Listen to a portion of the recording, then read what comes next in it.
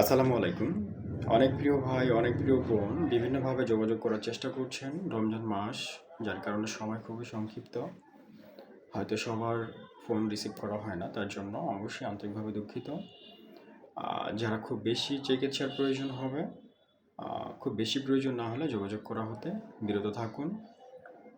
বিশেষ করে যেসব প্রিয় বোনদের হাসব্যান্ড বাইরে থাকেন বা দেশে আসবে বেবি নেওয়ার জন্য ট্রাই করছেন, বা হাজবেন্ড এলাকার বাইরে থাকে, দেশেই থাকে, এলাকার বাইরে থাকে, বা বেবি নেওয়ার চিন্তা ভাবনা করছেন, সেক্ষেত্রে যোগাযোগ করবেন। এছাড়া মানে এক কথায় যদি বলি যে বিশেষ প্রয়োজন ছাড়া ছাড়া যোগাযোগ করা হতে বিরত থাকুন।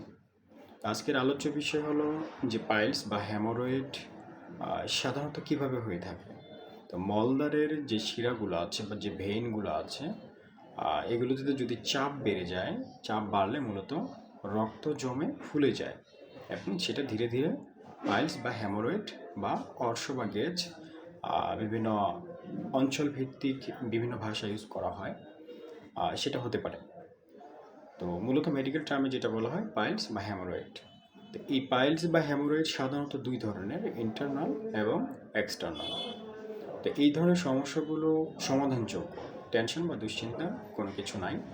তো এই অবস্থায় আপনার জন্য পরামর্শ, অবশ্যই প্রতিদিন 2 থেকে 3 লিটার পানি পান করতে হবে এবং অতিরিক্ত ফাইবারযুক্ত খাবারগুলো বা আঁশযুক্ত খাবারগুলো বেশি বেশি খাওয়ার চেষ্টা করতে হবে।